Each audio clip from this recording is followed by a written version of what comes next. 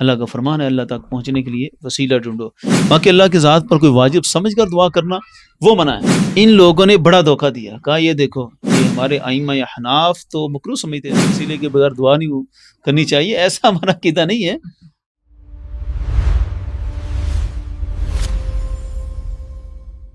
بسم اللہ الرحمن الرحیم۔ ہمارا آج کا پروگرام ہمارے پچھلے ایپیسوڈ کا خلاصہ ہے۔ عقیدہ توسل پہ ہماری بات چل رہی تھی، یعنی قرون اولیٰ سے تابعین سے اس عقیدہ کو ثابت کیا۔ عقیدہ توسل یہ کوئی معمولی اور نارمل عقیدہ نہیں، عقیدے کا تسلسل 14 صدیوں سے ہے۔ اجماع امت کے لحاظ سے بات کرنی ہے کہ یہ عقیدہ ایسا عقیدہ ہے کہ جس پر پوری امت کا اجماع ہے۔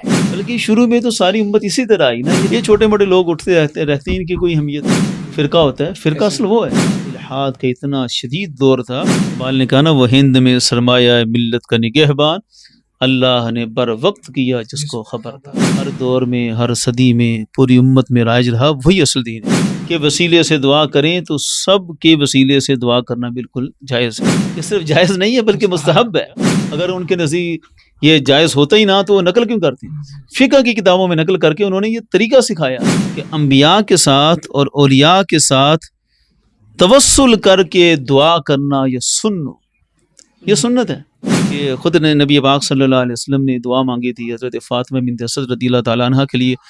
سید عالم صلی اللہ علیہ وسلم کے عمل سے اس کو وہ سنت قرار دیتے ہیں۔ امام شافعی علیہ رحمہ کی فقہ میں بھی توسل بالکل جائز اور بالکل درست ہے۔ اعلیٰ حضرت علیہ رحمہ جیسے عشق میں کئی معاملات میں وہ بھی امام مالک علیہ رحمہ کو ترجیح دیتے ہیں۔ مکہ شریف اور مدینہ شریف کی فضیلت کی بات آئی نا کہ کون سا شہر افضل ہے، ان کا مشہور شعر ہے نا کہ طیبہ نہ صحیح افضل، مکہ ہی بڑا زاہد، ہم عشق کے بندے ہیں کیوں بات بڑھائی۔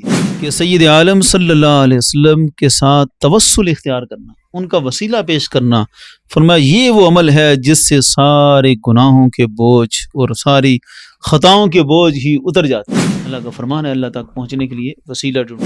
چاہو تو قبلہ کی طرف رخ کر لو، چاہو تو حضور کی طرف متوجہ ہو کے وسیلے کے بغیر دعا نہیں کرنی چاہیے، ایسا ہمارا عقیدہ نہیں ہے۔ وسیلہ کے مسئلے میں ہمارے حنفیہ کا موقف کیا ہے، امام اعظم ابو حنیفہ علیہ رحمہ کے مذہب میں کیا ہے کہ کوئی بندہ سید عالم صلی اللہ علیہ وسلم کا وسیلہ پیش کر کے دعا کرتا ہے تو اس میں کوئی حرج نہیں ہے۔ وسیلہ پیش کر کے دعا مانگے، یہ آداب حنفیہ کو سکھائے گئے، کیونکہ حنفیت میں ایک قول ہے جس کو یہ اکثر پیش کر کے اس کا انکار کرتے ہیں۔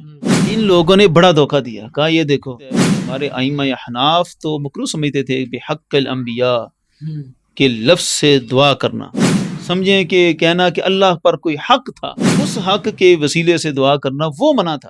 تو ایسا کوئی حق نہیں ہے کسی کا بھی۔ آج بھی اہل سنت قائم ہیں تو اس عقیدے پر قائم ہیں۔